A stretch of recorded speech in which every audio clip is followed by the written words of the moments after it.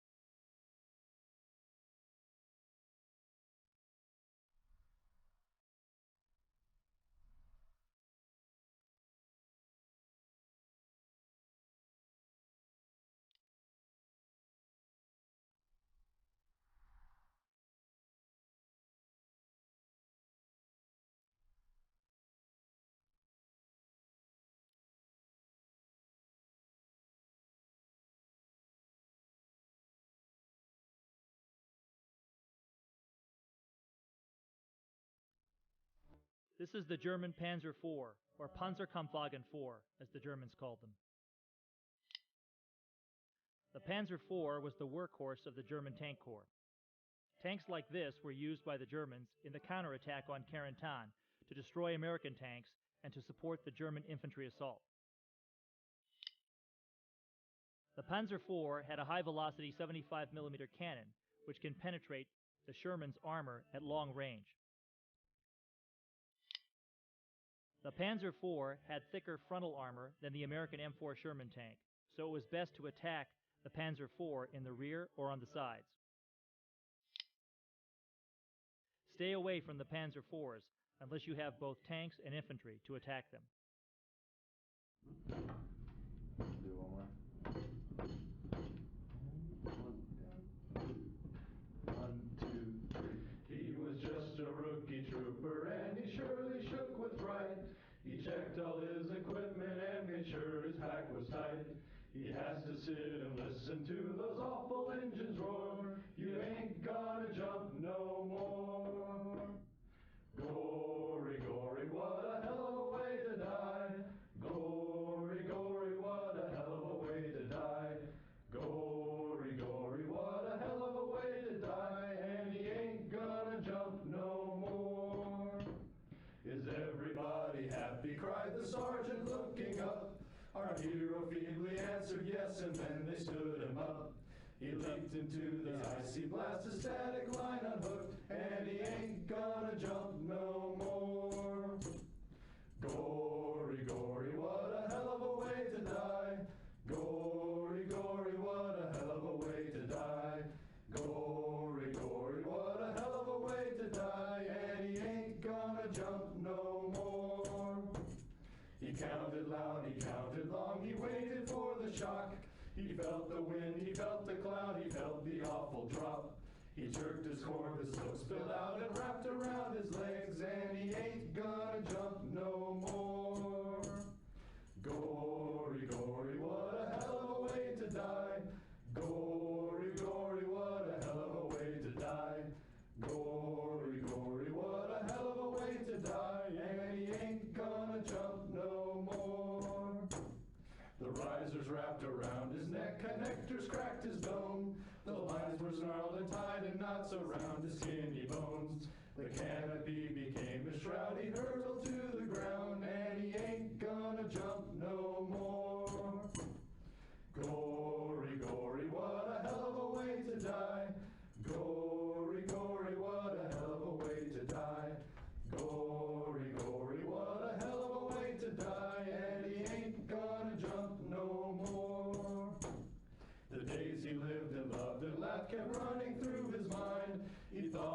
the girl back home, the one he left behind.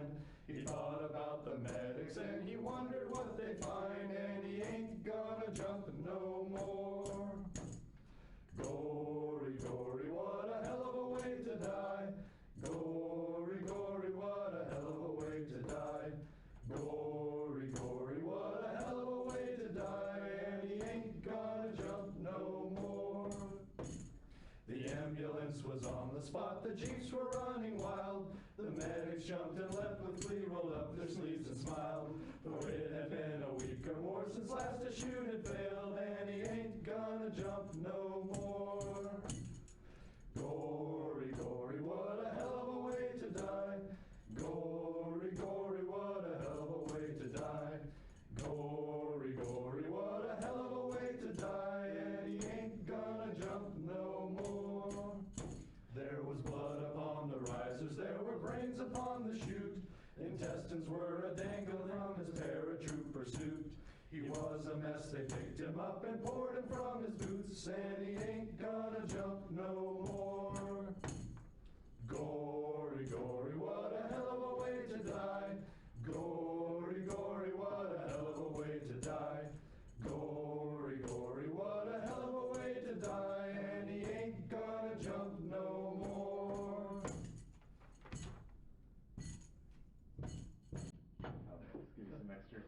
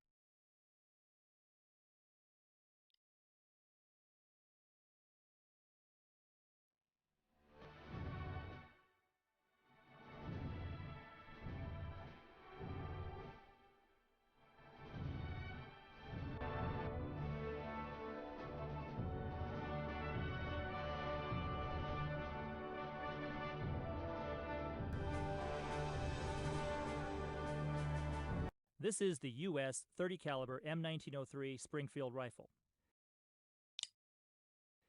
The M1903 series rifles were originally issued to American soldiers during World War I, but the rifle saw service in World War II, the Korean War, and even the Vietnam War as a sniper rifle. The M1903 rifle is a manually operated, rotating bolt, internal magazine-fed rifle. The Springfield has an overall length of 43.5 inches and weighs 9 pounds. The M1903A4 was specifically modified for use as a sniper rifle with the addition of an M73 telescope. In Brothers in Arms, there will be situations where you will want to arm yourself with a Springfield sniper rifle.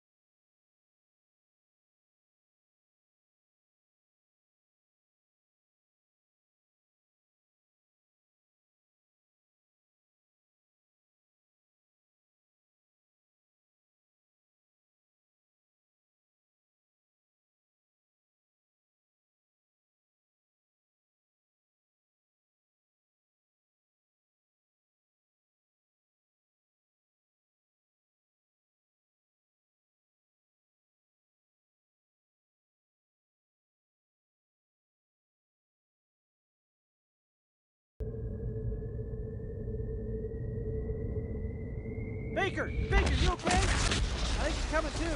He's fine. Get him on his feet.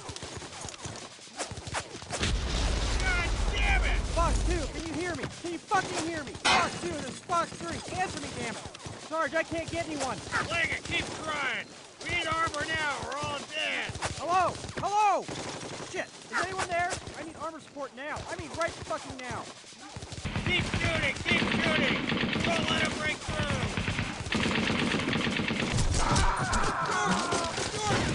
Get up, man! Get up! Forget him, Jameson. He's gone. Get back on that machine gun.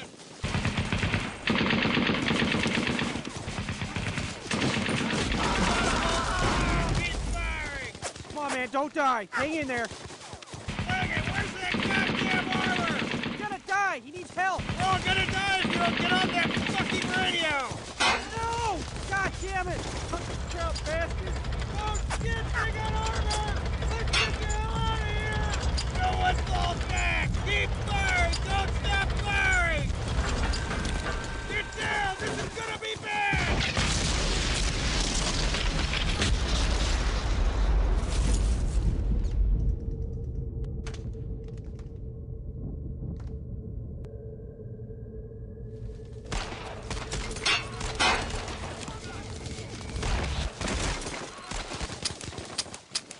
You want me? You want me? Take me! Fucking take me! Take me!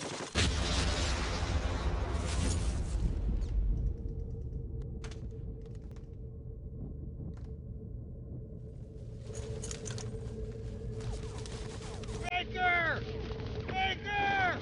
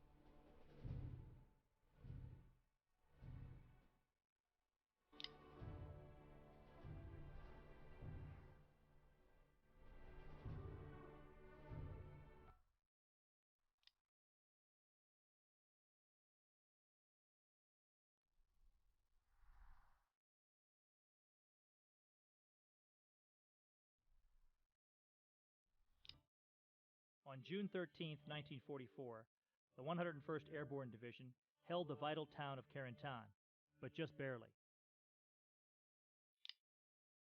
To defend Carentan, the paratroopers needed to secure the high ground to the west.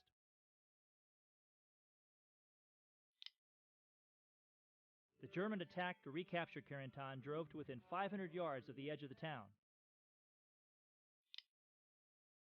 The 2nd Battalion, 502nd Parachute Infantry, moved down to the 506 Parachute Infantry's right flank and helped to regain some of the lost ground. But the attack threatened the junction of the Utah and Omaha beachheads so seriously that the Americans decided to send tanks to repel the German counterattack. At 10:30 a.m., elements of Combat Command A, 2nd Armored Division, which had fought their way from Omaha Beach, arrived in Carentan. The coordinated efforts of the tanks, the infantry, and the artillery threw the Germans back and saved Carentan. This moment is recreated in the final climactic battle in Brothers in Arms. My name is Randy Pitchford. I'm the president of Gearbox Software and director of Brothers in Arms. I'm Mike Newman. I'm the writer on Brothers in Arms.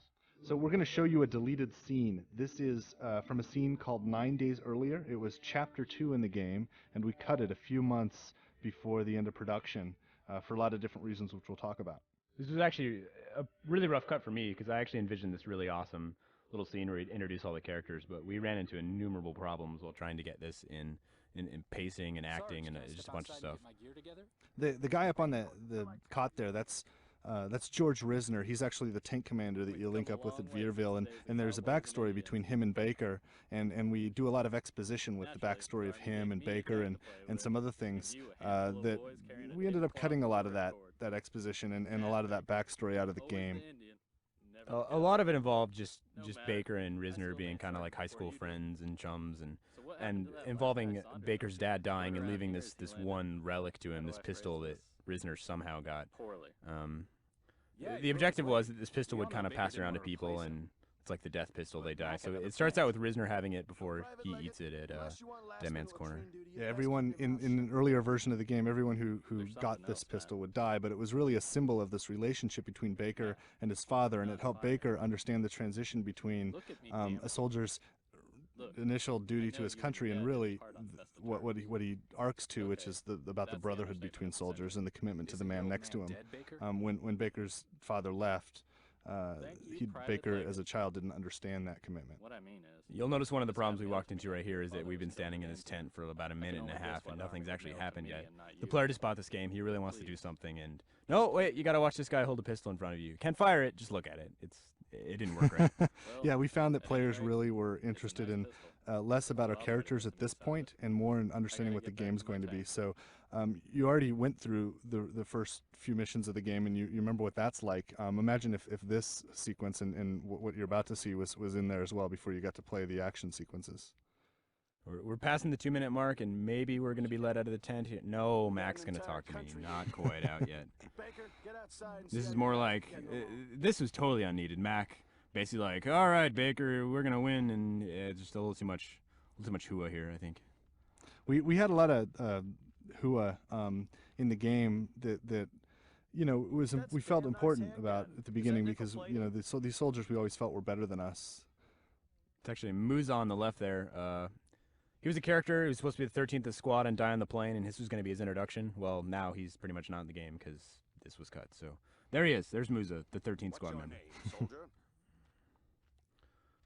This was actually really interesting and another sad cut, but we got a voice actor and tried to get him to imitate Eisenhower, a very famous photograph from World War II. Eisenhower sounded way too much like Paul Harvey, and this just did not work. Yeah, imagine, you know, Hartsock's responding. He says, "Are you scared, son?" And Hartsock says, "No, sir." Look at me, son. It actually happened. There's a famous photograph of him at Greenham Common and a lot of stories about that, and we wanted to recreate it. This is also kind of painful. Little Zanovich and Obi here.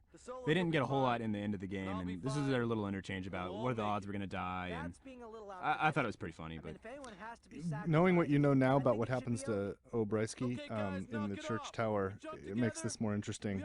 But you know, it's all exposition again, and we're not playing yet, so we're just walking around looking at guys and hearing them talk to each other. This is another good one, a little tidbit for everybody playing. Hartsock does have a daughter, so this is what this little interchange is about. He's scared he's never going to see his daughter again. There's also a way to throw off the player and make everybody think he was going to die, but that was Cole in the tent there. There's a little Easter egg. There's McCreary right there. Guy looks like he's 14. Another little Easter egg. Here's Johnny Rivas. You might remember him from the Penny Arcade stuff. He's the one that drew all that. So there you go. Rivas, you probably also watched die very quickly in Purple Heart Lane. He went out with honor. I don't know why I laugh at that. It's so weird, you know, to tell these characters that we care about, and you know, these guys died like the real soldiers did in a lot of cases, horrifically, and somehow there's still humor in this grisly outcomes. Speaking of humor, this is actually one of the best scenes in the sequence. My favorite in the sequence, definitely. It's Alan describing how he got VD from a waitress broad downtown in England. So he's a little mad, we'll say. It's interesting. To Mike's credit, I think it plays out much better on paper than it did with these actors. But I thought this was a really witty piece of dialogue, and I actually miss seeing this go too. This is actually an interesting lesson we learned. When you record chronologically, the first stuff you do, they're not going to be in their character as much. So this being what we recorded chronologically first and being the game chronologically first made it easier to cut because nothing happens and the dialogue was the weakest. So. I think if we were to direct this game again, we'd probably record the scene last and record it with all of the actors in the booth together, which was hard to do logistically. Anyway, this is the deleted scene 9 days earlier. Hope you enjoyed it.